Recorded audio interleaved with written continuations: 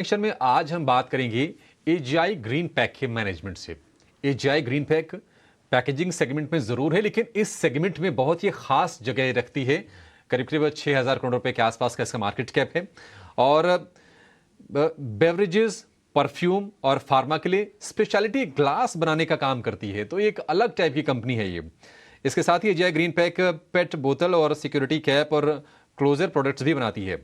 Beverage industry से बढ़ रही पैकेजिंग प्रोडक्ट डिमांड बढ़ने से जैसे फैक्टर कंपनी की विस्तार योजनाओं पर बातचीत करने के लिए हमारे साथ जुड़ गए हैं एजीआई ग्रीन पैक के सीईओ राजेश खोसला। राजेश जी, बहुत शुक्रिया सर आपका समय देने के लिए। स्वागत है आपका 18 स्वदेश पर। सर, सबसे पहले आपसे यही जानना चाहेंगे कि आप ना बहुत एक नीश सेगमेंट में आप कैटर करते हैं, अल्कोहलिक बेवरेजेस वाले सेगमेंट में आप डील करते हैं। आप ये बताइए सर कि शॉर्ट टर्म की बात कर लें या फिर अगर हम मीडियम टर्म की बात करें तो बिजनेस आउटलुक आपको कैसा लग रहा है और क्या आप ये उम्मीद करके चल रहे हैं कि अभी जो ग्रोथ का मोमेंटम जो बना हुआ है वो बना रहेगा आगे भी?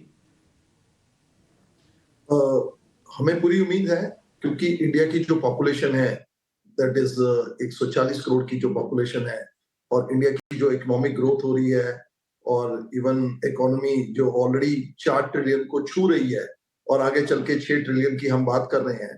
तो ये सारा का सारा पैसा जब सिस्टम में आएगा तो हमारी जो पर कैपिटा जीडीपी है या पर कैपिटा हमारी जो इनकम लेवल है वो बढ़ेगी।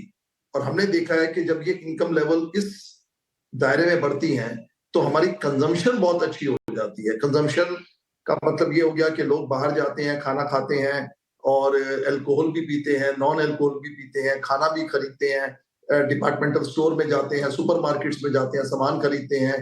अच्छा, मेकअप का सामान बिकता है, परफ्यूम बिकती है, कॉस्मेटिक बिकता है। तो ये सब जो सारी चीजें बिकती हैं, ठीक है। और हमारा जो डेमोग्राफिक प्रोफाइल है अगर आज हम देखें तो उसके अंदर यूथ का बहुत बड़ा रोल है। आज हमारा 50-60% जो यूथ है वो 30 ईयर से कम की एज में ब्रैकेट में फॉल कर रहा है एंड दे आर पूरा का पूरा वेस्टर्नाइज्ड है, एक्सपोजर है और वो एक नया सोसाइटी को रिफ्लेक्ट करता है। तो हमारे को ये ग्लास की जो कंजम्पशन है इन सब फैक्टर्स को देखते हुए काफी ज्यादा डिमांड में आएगी और ये बढ़ेगी।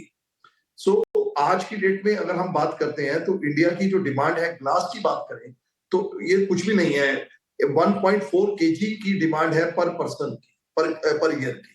और जो ये डिमांड बढ़ के अगर हम बाकी कंट्री से कंपेयर करते हैं तो वो 12, 14, 20 है, कहीं 22 है, कहीं 40 है। तो उस लेवल तक भी अगर हम ना जाएं, अगर हम डबल ट्रिपल भी करें तो I think there is a huge requirement in this country which is going to grow. और हम जो है आज बड़ी अच्छी पोजीशन में हैं इन सब चीजों को कैटर करने के लिए, क्योंकि जो नई डिमांड जनरेट हो रही है, नए सेगमेंट खुल रहे हैं, उसके लिए हम पूरे इक्विप्ड हैं और हमारी पूरी इन्वेस्टमेंट भी आज उसी पे चलती है। जी, राजेश जी, ये बताइए कि आपके मार्जिन के हम फिगर्स को देख रहे थे। मतलब वो दो क्वार्टर पहले तक 17 से 19% की रेंज में थी, जो कि बढ़ के अब 24-25% के आसपास पहुंच गई है। आपको क्या लगता है कि ये जो ट्रेंड है बढ़ने का मार्जिन में, क्या ये आप इसको सस्टेन कर पाएंगे? रॉ मटेरियल वाला जो एक फैक्टर है, आप उसको आगे किस तरह से शेप अप होते हुए देख रहे हैं? अगर हमारे मार्जिन मार्केट की सिचुएशन डिमांड सप्लाई के कारण बढ़ते हैं तो ये सस्टेनेबल नहीं होते।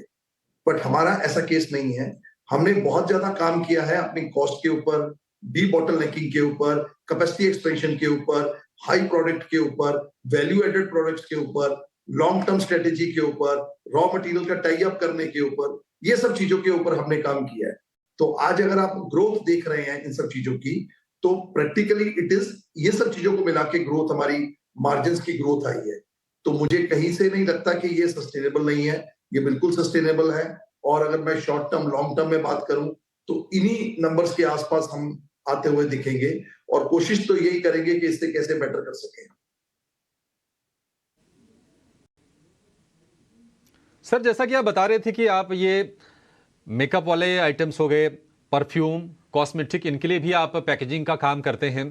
तो ज़रा ये बताएंगे आपके अगर आपके टोटल रेवेन्यू की बात करें तो उसमें एल्कोहलिक बेवरेज वाला जो पैकेजिंग है उसका कितना हिस्सा है, इसका कितना है मेकअप और ये कॉस्मेटिक वाले सेगमेंट का, और इसमें आप किस तरह की वॉल्यूम ग्रोथ देख रहे हैं आगे? अगर हम अल्कोहल वगैरह की बात करते हैं तो करीब करीब 60% के करीब हमारा अल्कोहल से आता है हिस्सा, और करीब 8 से 9% के करीब अभी परफ्यूमरी कॉस्मेटिक से आता है, जो आगे चल के ये बढ़ेगा क्योंकि इसकी डिमांड भी बढ़ रही है, हमारी प्रोडक्शन भी स्टेबल हो रही है, और हम और भी कैपेसिटी ऐड कर रहे हैं इसके अंदर, इसकी डीबॉटलनेकिंग भी कर रहे हैं। और बाकी सारी चीजें जो आती हैं, हमारी फूड है सेगमेंट है, बिवरेजेस सेगमेंट्स है, एंड ये सब सेगमेंट है। अगर हम ग्लोबली बात करते हैं, ग्लोबल कंपनीज की बात करते हैं, कंट्रीज की बात करते हैं, तो हार्डली 40 से 45% का हिस्सा अल्कोहल से आता है, और बाकी सब चीजें फूड से आती हैं, बिवरेजेस से आती हैं। ऐसा नहीं है कि इंडिया के अंदर अल्कोहल ज्यादा बिकता है। बात यह है कि इंडिया के अंदर जो बाकी सेगमेंट हैं, वो इतने ज्यादा डेवलप नहीं हुए हैं जितने बाकी अल्कोहल एक लेवल पे आ गया, वो परसेंटेज वाइज इसलिए दिखाई दे रहा है। तो मुझे ऐसा लगता है कि जैसे जैसे ये बाकी सेगमेंट, फूड का सेगमेंट, बिवरेजेस का सेगमेंट, सॉफ्ट ड्रिंक का सेगमेंट, फार्मास्यूटिकल्स का सेगमेंट, वाटर सेगमेंट, ये सब बढ़ेंगे, तो ऑब्वियसली परसेंटेज वाइज अल्कोहल की सेगमेंट अपने कम हो जाएगा, लेकिन नंबर्स बढ़ता जाएगा, परसेंटेज कम हो जाएगा। ठीक है सर, सही कहा आपने।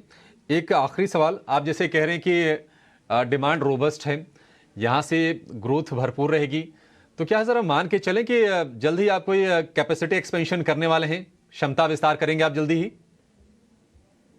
बहुत सारी चीजें पाइपलाइन में हैं, ऑर्गेनिक इनऑर्गेनिक ग्रोथ पाइपलाइन में है, और आप आते हुए टाइम में ऑफ कोर्स ये चीजें देखेंगे, और जब इंडिया की इतनी ज्यादा ग्रोथ होगी, कंट्री की ग्रोथ होगी, उसमें हम अपनी हिस्सेदारी बिल्कुल मेंटेन करना चाहेंगे और उसको बढ़ाना भी चाहेंगे।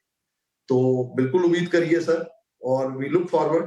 तो हमारी कैपेसिटी भी बढ़नी चाहिए, और हमारा परसेंटेज शेयर मार्केट में भी एक ठीक ठाक होना चाहिए। ठीक है राजेश जी, बड़ा अच्छा लगा सर बातचीत करके आपसे। बहुत शुक्रिया आपका समय देने के लिए, और विस्तार से बारीकी से कंपनी के बारे में और इंडस्ट्री के बारे में भी अपना व्यू पॉइंट रखने के लिए। ग्रीन पैक, आशीष जी, क्योंकि कंपनी एक बढ़िया सेगमेंट में ऑपरेट करती है, टीसीपीएल की अगर हम बात करें तो वो कार्डबोर्ड वाली पैकेजिंग में वो लीडर है। क्या अपने सेगमेंट में ये कंपनी लीडर है, और आपको लगता है कि जो ग्रोथ शेयर ने एंजॉय किया है, या फिर इसके निवेशकों ने जो जर्नी देखी है शेयर की, ये आगे भी कंटिन्यू करेगी, या फिर जिन्होंने नीचे एंटर किया है 300, 400, 500 वाले, वो थोड़े थोड़े प्रॉफिट टेकिंग करते रहे?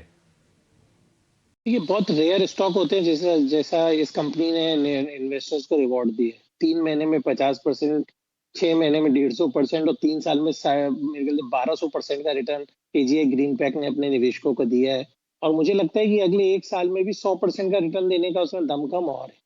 अब उसके पीछे रीजन ये है कि ये जो अपनी कैपेसिटी है, जो उनकी 1850 टन की कैपेसिटी है, अब एक ये एक्विजिशन जो कर रहे हैं एनसीएलटी से एचएनजी का, और एचएनजी की कैपेसिटी है इससे डबल, 3200 टन की पर डे की कैपेसिटी है, तो करीब 5000 टन पर डे के साथ में वो इंडिया की नंबर 1 कंपनी बन जाने वाले हैं।